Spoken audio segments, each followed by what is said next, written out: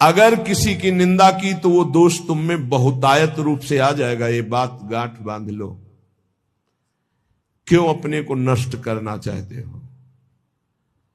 किसी की भी निंदा की, किसी भी बात की अहम बुद्धि करके वही तुम्हें भ्रष्ट कर देगा। वही बहुत जोर की वृत्ति आपके अंदर दोष की आ जाएगी। इसलिए नो श्रणवन, किसी की भी निंदा कभी भी मत सुनो। तत्काल अंगुली कान में डाल। बहुत बड़ी हानि है इससे। ये 100 बार तो श्लोक आए होंगे ऐसे जिनमें वर्णन किया। नो श्रणवन, ये आप क्यों अपने को नष्ट करना चाहते हो? किसी की भी निंदा की, किसी भी बात की अहम बुद्धि करके वही तुम्हें भ्रष्ट कर देगा। वही बहुत जोर की वृत्ति आपके अंदर दोष की आ जाएगी। इसलिए नो श्रणवन, किसी की भी निंदा कभी भी मत सुनो। तत्काल अंगुली कान में डाल। बहुत बड़ी हानि है इससे। ये 100 बार तो श्लोक आए होंगे ऐसे जिनमें वर्णन किया। नो श्रणवन, ये आप सत्संगी हैं, अपने ऊपर आप कृपा करें। कभी किसी की भी निंदा, अरे बहुत विचित्र बात है। निंदा की तो बात जाने दो। अगर भजन करते हो हल्का शब्द निकल जाएगा तो भजन में विक्षेप पड़ जाएगा। हल्का शब्द हो गया तो भजन में विक्षेप पड़ जाएगा। ये हम देखते हैं। शब्द में त्रुटि हो गई तो भजन में, फिर ये लोग जो बड़े बड़े अपराध करते हैं, भगवान जाने इनकी क्या गति होगी। कैसा इनका हृदय है कि ये मुस्कुरा रहे हैं अपराध करके। हल्का वचन निकल जाए जो सम्मान पूर्वक है लेकिन उनके यथायोग्य नहीं है, तो उसमें भजन में अंतर पड़ जाए। नो श्रणवन, एकदम आदेश कर रहे हैं, किसी की कहीं भी निंदा है जो कान में अंगुली डालो। इसीलिए जीवन भर एक सूत्र रहा है, असंग। किसी से दोस्ती नहीं रही, क्योंकि जब अपनापन होगा तो खड़े होकर बात करेगा, एक की प्रशंसा करेगा, एक की निंदा करेगा। किसी से भी जरा सी प्रियता से बात कर दो फंस गए। सेवक जी महाराज बहुत सावधानी से कह रहे हैं, तब सुख हरिवंश गुण नाम रसना रटत और बहुवचन अति दुख दानी। तभी सुख है जब हरिवंश के नाम और गुण को ये वाक इंद्री रटती रहे, ये रसेंद्री स्वाद लेती रहे, और कुछ बोले तो दुख दानी, निश्चित दुख में फंस जाओगे। नो श्रणवन, बिल्कुल ये नियम ले लेना चाहिए किसी की निंदा। और निंदा सुनने में मन बहुत राजी रहता है, अच्छा, और बहुत हर्षित होके जैसे उसको राजपद मिलने जा रहा हो, ऐसे पूरे एकाग्रता। ऐसा ना वेदांत का सिद्धांत सुनेगा, ना भक्ति का सुनेगा, ना भगवान की महिमा। निंदा हो रही है तो खसक के और नजदीक पहुंच जाएगा। पुनः बोलो हम सुना नहीं, और अच्छा ऐसा हुआ, और आगे क्या, पूरा रसास्वादन उसमें डूबे चले जा रहे हो। ये नहीं पता कि ये हमारे साथ करके नरक का रास्ता बन रहा है। नो श्रणवन नैव ग्रहणन, सुनाई पड़ गया तो स्वीकार ही नहीं करना कि वो दोषी है। नहीं नहीं, भगवान जिसको जैसे चला रहे चल रहे, पूरी सृष्टि उन्हीं के चलाए चल रही। यंत्रारूढ़ानी मम माया, नहीं नहीं, मुझे तो भगवान की दिव्य लीलाओं में जाना है। माया जनित लीलाओं के गुण दोष नहीं देखने, ना सुनना है और ना ग्रहण करना। ग्रहण करना होता है कि वास्तविक ऐसा ही है, हाँ वरे वो तो ऐसा। अब जिंदगी भर जब उसकी बात आएगी तो पहले वो दोष हो जाएगा। अच्छा, वो घृणास्पद भाव तुम्हें भगवत प्राप्ति कभी नहीं होने देगा। घोर पापी में, नीच में भी स्वाराध्य बुद्धिर मम, मेरे आराध्य राधा वल्लभ लाल विराजमान है, ये भाव रखना है।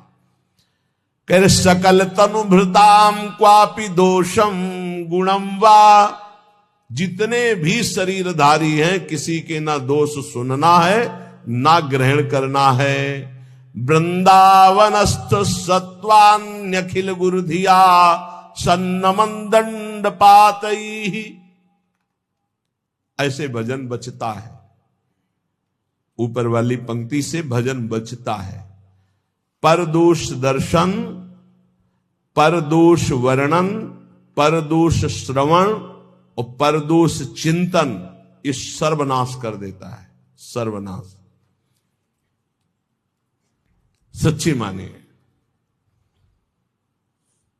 किसी का भी उपहास कभी मत करना, कभी निंदा मत करना, कभी निंदा मत सुनना। नहीं, 100% आप लिख लो, कुछ दिनों में वो आपके ऊपर हावी। किसी के प्रति भी दोष बहुत बहुत बहुत देखा है, बहुत बार देखा है, इसलिए कभी किसी के दोष न सुने, कभी ऐसा ना, नहीं तो फंस जाएगा, फंस जाएगा।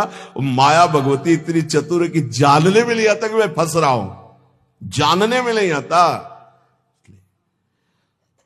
और वृंदावन में तो कभी भूलकर किसी के प्रति दोष न करे, क्योंकि लाडली जी ने पसंद किया, उसको रखा है, तो फिर हमें दोष करने की क्या सामर्थ्य है।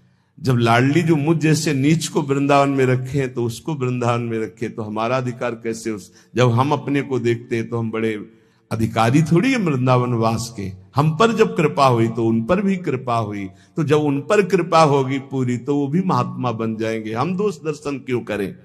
तो वृंदावनस्थ सत्वान्यखिल गुरुधिया सन्नमन दंड पातई। अगर वृंदावन के किसी भी बासी पर दोष दर्शन हो जाए तो प्रणाम दंड पातई।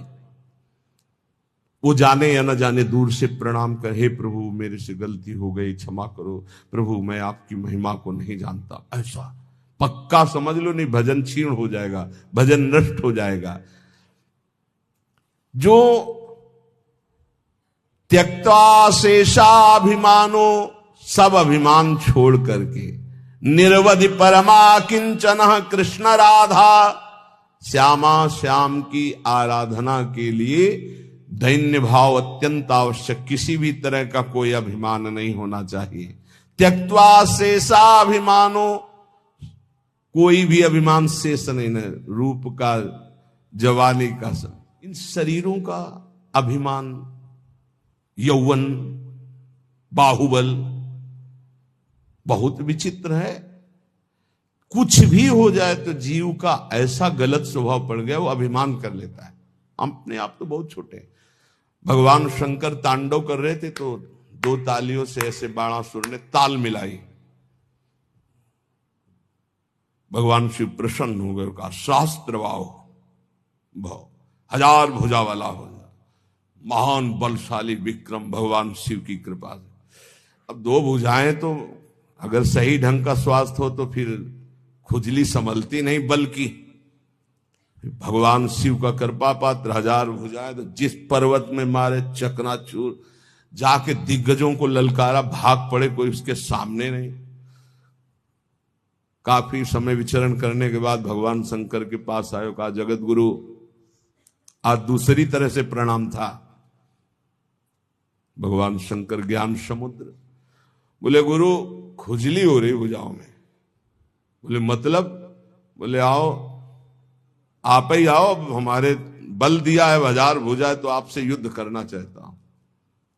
मुस्कुरा दिए। भगवान ने कहा एक माली भी जिस पौधे को सजाता उसको उजाड़ता नहीं, तुम्हारी भुजाओं की खुजली मैं तो नहीं, मेरे समान बलशाली आकर मिटा देगा।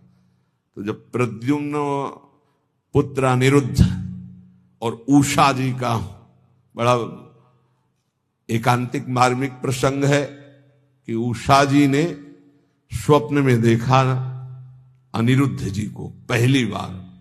अब वो विकल, ना उनको भोजन अच्छा लगता, ना नींद अच्छी लगती। तो जो उनकी परिचर्या में वो 9 कुमारी थी, आसपास राज सैनिक, वयोवृद्ध या जो स्त्री पुरुष दोनों नहीं है, उनको लगाया जाता था। राजकुमारियों के महल की सुरक्षा में वयोवृद्ध, अनुभवी या जो स्त्री पुरुष दोनों नहीं, उनको लगाया जाता था। तो ऐसी व्यवस्था में उनके पास सखियां सेवा में रहती थी। कभी कभी कोई सूचना मिलने पर बाणासुरा के मिल जाता। अब उषा जी को इस तरह विक्षिप्त देख करके ना भोजन, ना नींद, ना बल, तो उनकी एक बहुत प्रिय सखी चित्रलेखा थी, जो बड़ी योगिनी थी, शक्ति संपन्न थी। उसने कहा सखी, मेरी सखी होते हुए तुम इतना उदास, बोलो ना, कोई ऐसा विषय है जो गुप्त विषय और तुम बता नहीं सकती, वही तुम्हें इतना विक्षिप्त कर रहा है। मैं समझ रही हूं कोई विषय तो है। तो उनका सखी, मुझे एक स्वप्न में 9 कुमार के दर्शन हुए, और अब मैं उसके बिना जी नहीं सकती, पर मैं ये नहीं जानती को है कौन, कहां का है, क्या है, पर स्वप्न में मैंने देखा। तो उनका स्वप्न में आपने देखा तो त्रिभुवन का कोई ऐसा नहीं है जिसका मैं चित्र न बना सकूं, और तुम्हारे सामने साधारण कोई आ नहीं सकता, क्योंकि साधारण से तुम मोहित नहीं हो सकती। तो मैं असाधारण महापुरुषों के परिवारों का चित्रण करूंगी, तुम केवल इशारा दे देना, मैं योगिनी हूं, अपहरण उसका मैं कर लूंगी। स्वप्न में देखा था अनिरुद्ध जी को। वो बड़े बड़े नागलोक, स्वर्गलोक, सब लोगों के बड़े बड़े जो सुंदर हैं, गंधर्व हैं, देवता हैं, यक्ष हैं, फिर मानव लोक का। जय भगवान श्री कृष्ण का चित्र आया तो मुस्कुराए, बोले बस कुछ मिलता जुलता ऐसा ये तो नहीं है। प्रद्युम्न जी बस कहा बिल्कुल नजदीक पहुंच चुकी हो, मिलता जुलता ही चित्र है बिल्कुल। और जे ही अनिरुद्ध जी का आया सो रो पड़ी, बोले यही मेरे चित्त का अपहरण करने वाला। बोले बहुत बड़ी जगह तुम्हारा स्वप्न होगा, आसक्ति हुई है, पता है द्वारिकाधीश भगवान श्री कृष्ण के ये नाती है अनिरुद्ध जी। सुदर्शन चक्र का रात दिन पहरा रहता है द्वारिका में, किसी का भी प्रवेश नहीं। बहुत महान जगह तुम्हारी आसक्ति हुई, पर मैं अपने प्राण त्याग कर भी सखी तुम्हें मुस्कुराते देखना चाहती हूं। तो उनका अगर मुस्कुराते देखना चाहती तो इनसे मिलवा दो। स्वप्न में देखा था।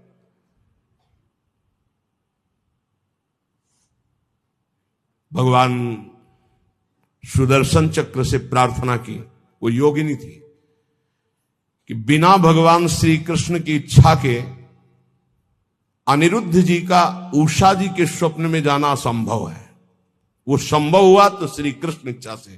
तो हे सुदर्शन जी, आप भगवान श्री कृष्ण के पार्षद हैं, यदि श्री कृष्ण की इच्छा से ऐसा हुआ है तो मुझे उनकी इच्छा का संपादन करने के लिए आप निर्विघ्न मार्ग दीजिए। चली गई। सुदर्शन जी ने बादल पहुंच पलंग से उठा लिया अनिरुद्ध जी को। योगिनी थी, महल में राके उषा जी ने देखा, जो मेरे स्वप्न का विषय थे वो साक्षात गले लग गई चित्रलेखा जी की, और कहा तुम धन्याति धन्य मुझे कर दिया। अनिरुद्ध जी की जब आंख खुली तो अपना महल नहीं है, तो धैर्यपूर्वक समझाया कि मैं अपहरण करके लाई हूं, ऐसा है। भगवान श्री कृष्ण के पुत्र कामदेव प्रद्युम्न जी और उनके पुत्र अनिरुद्ध जी, ये भगवान ही हैं। वासुदेव संकर्षण प्रद्युम्न अनिरुद्ध, जैसे राम लक्ष्मण भरत शत्रुघ्न, ऐसे ही वासुदेव संकर्षण प्रद्युम्न अनिरुद्ध, ये भगवान ही चार रूपों में, भगवत स्वरूप अनिरुद्ध जी। अब तो क्या हास्य विनोद, विविध प्रकार की क्रीड़ाएं। जो वयोवृद्ध संरक्षक थे, एक बार निकलते हुए उषा जी को देखा, बाणासुर को सूचना पहुंचाई कि आपकी बेटी के हाव भाव और प्रसन्नता को देखकर लगता है किसी पुरुष का संयोग हो चुका है, तो उनका सबकी गर्दनें उतार दी जाएंगी, बाहर से कौन पुरुष जा सकता है। तो बोले वचन देता हूं, इतनी भारी सुरक्षा है कि बाहर से वायु भी बिना अनुकूल हुए हमारे नहीं जा सकती। दैवी शक्तियों का पहरा है। बाणासुर की कुल माता थी जो पूरे नगर की रक्षा करती थी, पर योग रेखा जी की इस चाल को कोई नहीं जान पाया था। बाणासुर ने कहा ऐसा क्यों, मेरी बेटी को कोई दूषित कर दे मुझ जैसे बलवान के होते हुए, अब उसको कौन रोक। सीधे जो ही गए सो पलंग पे उषा जी और अनिरुद्ध जी पासे खेल रहे थे और सखिया बेटे हास्य विनोद। जेवी अनिरुद्ध जी को देखो, उषा जी ने देखा, अनिरुद्ध जी तो सिंहवत, बंदी बनाने के लिए लाख कोशिश की, मार मार के सैनिकों को। भगवान के स्वरूप है अनिरुद्ध जी। आखिरकार महाबली बाणासुर अपनी शक्तियों का प्रयोग करके अनिरुद्ध जी को बंदी, देवर्षि नारद जी पहुंच गए द्वारिका। प्रभु खोज कर रहे थे अनिरुद्ध जी की, उषा जी के महल में बाणासुर ने बंदी बना लिया है। बलराम जी ने सुना, ये जानते हुए कि हमारा वंशज और उसको बंदी बना लिया, शोणितपुर को नष्ट कर दूंगा। अब बलराम जी द्वारिकाधीश पूरा वैभव। सूचना मिली युद्ध की तो इधर अपने चेला के साथ भगवान शंकर, बलराम जी के साथ द्वारिकाधीश, आमने सामने युद्ध प्रारंभ। भगवान शंकर पशुपतास्त्र तो नारायणास्त्र दिव्यस्त्र। भगवान श्री कृष्ण ने इशारे से कहा कि आप ही का तो रचा हुआ सारा खेल अपने चेला की भुजाओं की खुजली मिटाने के लिए आपने ही तो हमें बुलावा दिया है। एक बाण मारा भगवान श्री कृष्ण ने जन्मणास्त्र, बाणासुर की भुजाओं को जब 4 रह गई सब काट दिया। भगवान श्री बस प्रभु बस। तो बोले प्रभु मैं तो आपकी ही आज्ञा का अनुमोदन कर रहा हूं। और आवेश में भरे हुए थे। इतने में उनकी कुल माता जो पूरे राष्ट्र की रक्षा करती थी, देवी शक्ति, वो दिगंबर होकर खड़ी हो गई। तो भगवान श्री कृष्ण, वहां ये लिखा हुआ है कि यदि अचानक किसी माता बहन के किसी अंग पर दृष्टि पड़ जाए तो दोबारा दृष्टि न जाए। अगर किसी दिगंबर माता बहन की शरीर की दृष्टि आप दोबारा की तो सारे सुकृत नष्ट हो जाएंगे। भगवान होते हुए भगवान श्री कृष्ण तत्काल नेत्र फेर लिए और वहीं युद्ध का समापन हुआ। भगवान शिव जी ने समझाया, फिर उषा और अनिरुद्ध जी का विवाह हुआ। ये अहम इतना पुष्ट है कि अपने गुरुदेव से कह रहे कि मेरी भुजाओं की खुजली मिटा दू, बाणासुर। यहां कह रहे त्यक्त्वा शेषाभिमानो निर्वधि परमा किंचन कृष्ण राधा। यदि आप अपने भजन को बढ़ाना चाहते हो तो नो श्रवण नई ग्रहणन, ना किसी की निंदा सुनो और ना स्वीकार करो कि ये दोषी है। सकल तनुभृताम कापि दोषम गुणम वा, पूरी सृष्टि के किसी भी जन के दोष या गुण स्वीकार मत करो। गोस्वामी तुलसीदास जी, अरे बहुत बड़े महापुरुष हैं। आज तक बचपन से लेकर के आज तक, वो एक बार आए थे भक्तमाली जी, उन्होंने कहा मुझे तो ऐसा लगता है कि आपके ब्लड में ही रामायण है, ब्लड में ही गोस्वामी तुलसीदास जी। हम कहा मान लीजिए ऐसा ही है, क्योंकि जहां जन्म हुआ वहां का वातावरण ही ऐसा था। डीएनए में ही तुलसीदास जी हैं। सच्ची मानिए, कोई प्रसंग नहीं जाएगा जो विनय पत्रिका और रामायण से उसका। तात सुनहु माया कृत गुण अरु दोष अनेक, गुणया उभय न मानई, मानहि सो अविवेक। न गुण न दोष किसी के, सब में भगवत भाव। त्यक्त्या शेषाभिमानो, ये बहुत कठिन है अभिमान का त्याग करना। अभिमान का त्याग करके अकिंचन भाव से यदि राधा कृष्ण श्यामा श्याम की उपासना हो तो बोले प्रेमानंदाश्रु मुंचन, फिर प्रेम आनंद का प्रकाश हो जाएगा। प्रेमानंदाश्रु मुंचन, अश्रु मुंचन करते हुए, ये भक्ति का प्रसाद है। निवसति सुकृति कोपि वृंदावनांत, कोई बड़ा भजनानंदी महात्मा ही ऐसा जो प्रेम से अप्लावित होकर शुभ प्रवाह करते हुए श्रीधाम वृंदावन वास करे, तो फिर उसकी दशा क्या होती? बोले क्रंदनार्त स्वरेण क्षितिषु, आकाश की तरफ देखता, हा प्रियालाल, और रो रहा है। परिलुंठन, भूमि में लौट रहा है रज में।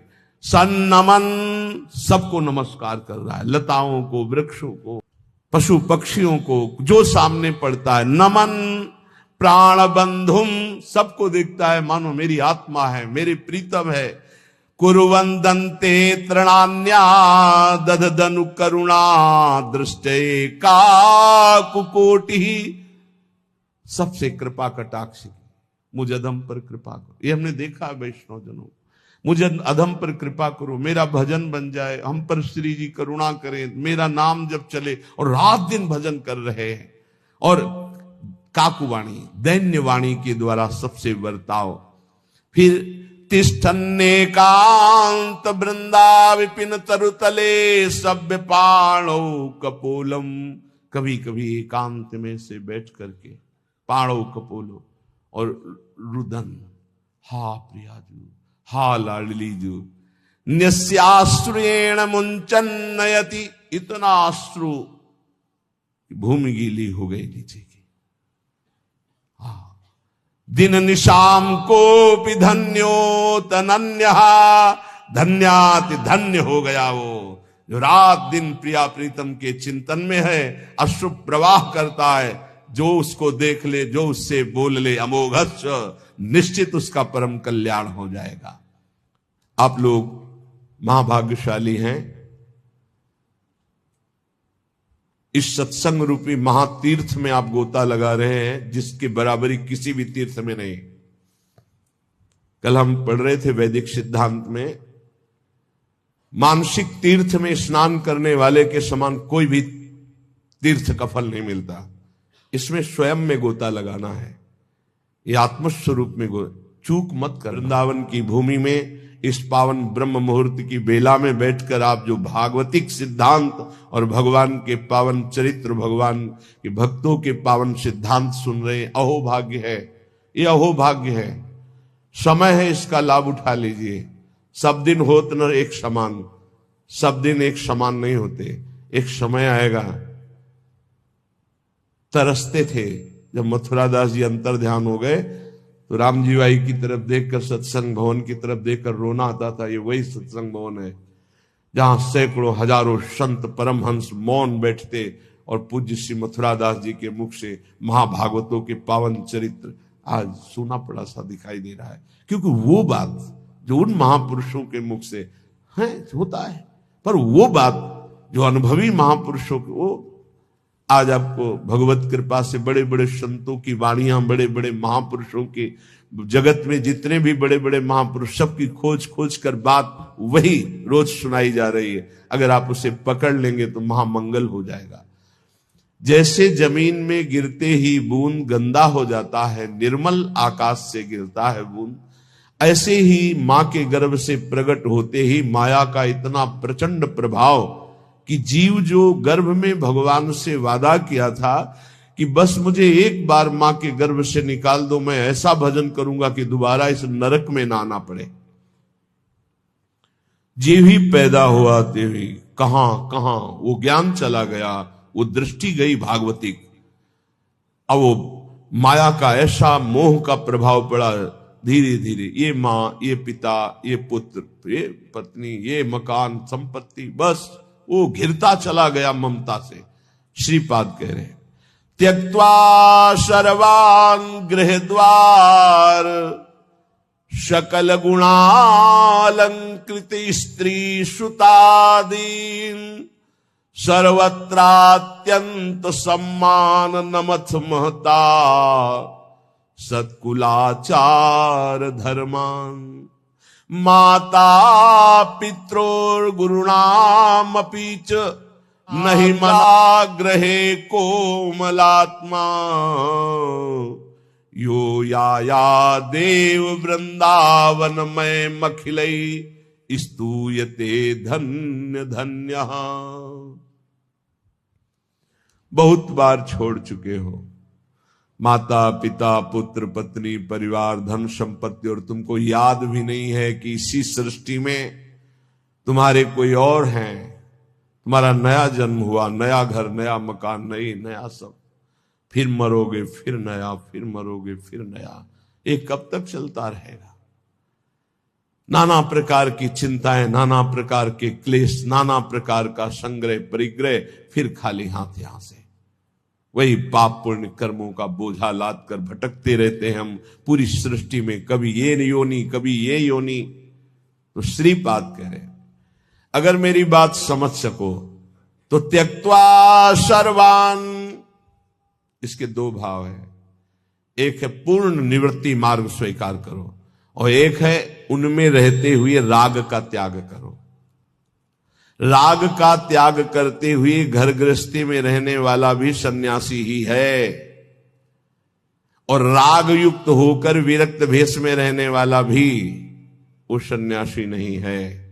राग मुक्त ही सन्यास है। त्यागी किसे कहते? जो राग मुक्त है। तो त्यक्त्वा सर्वान गृह द्वार सकल गुणालंकृति स्त्री सुतादि, इनका राग त्याग दो।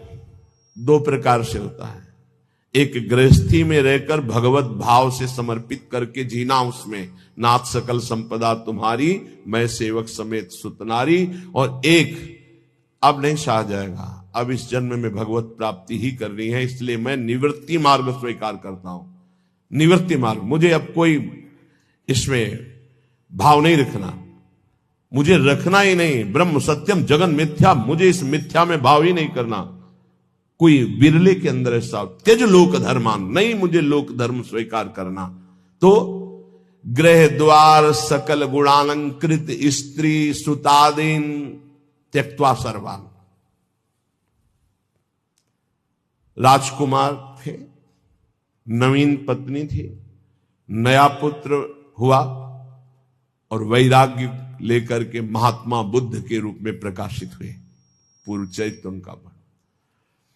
नवीन पत्नी श्री विष्णु प्रिया जी, वयोवृद्ध माता श्री सची जी, घर में दूसरा कोई नहीं, पूर्ण वैराग्य और संन्यास मार्ग महाप्रभु चैतन्य देव।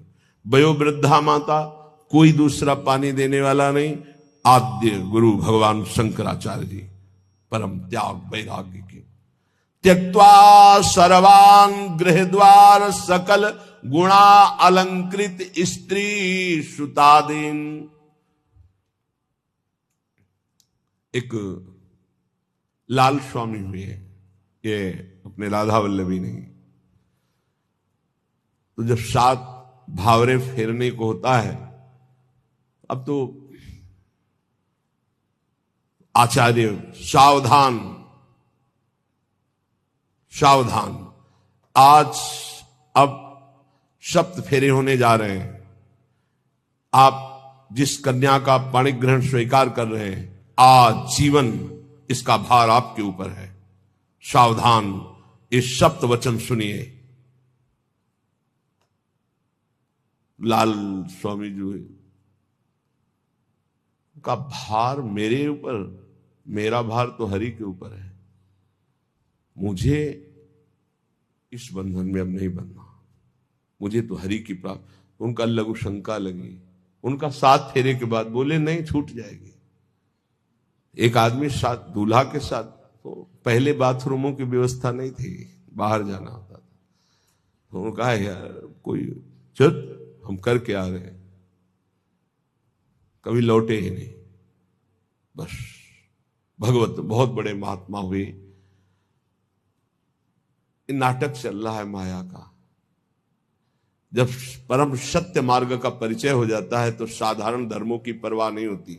त्यजलोक धर्मान सावई पुंसाम परो धर्मो ये तो भक्ति अधोक्षजे।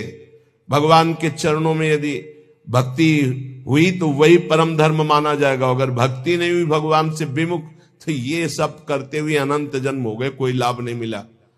ये कुछ नहीं। अगर नाम जप नहीं है, भगवत समर्पण नहीं है, तो कल आपने सुना था वो निर्मल ज्ञान भी किसी काम का नहीं, जिसमें भगवत गुणानुवाद, भगवन नाम जब, भगवत आश्रय नहीं।